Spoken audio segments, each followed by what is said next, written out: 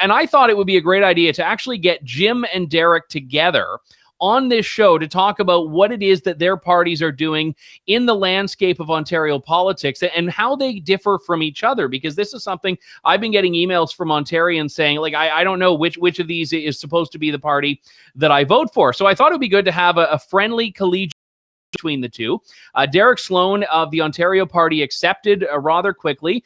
Jim Carahalios declined to participate because he said that basically the spokesperson from his campaign said that the Ontario Party was not a real contender in their view. So instead, we have Derek Sloan on for a one-on-one interview, but I wanted it noted that Jim Carahalios was invited to make this a broader discussion and was not interested in doing it. But I do want to welcome Derek to the show. Derek, it's good to talk to you again. Thanks for coming on today.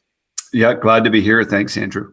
So I touched on it a little bit in the intro here, but I think it is an important discussion to be had because we talk all the time about the strategic aspects of this, vote splitting and strategic voting. And there's also the more fundamental idea, which is that, conservatives oftentimes, I think independence is the greatest frustration they have to deal with because you have a lot of groups that are sometimes very difficult to rally together. So why do we have, if we include the PC party here, why do we have three parties that are really going after, I would say, and you can correct me if I'm wrong, the same voters in a lot of ways?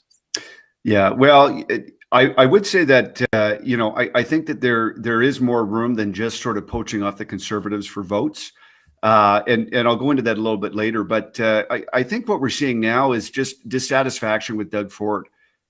There are many Conservatives, many people who voted for Doug Ford who are frankly appalled at what we've seen the last couple of years, and they want new options. And the Ontario Party is one of them.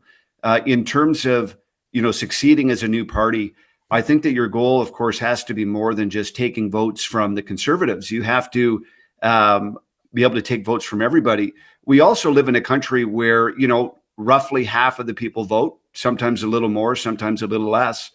There's a lot of people who don't trust anybody, who don't like anybody. And I think we can reach those people too.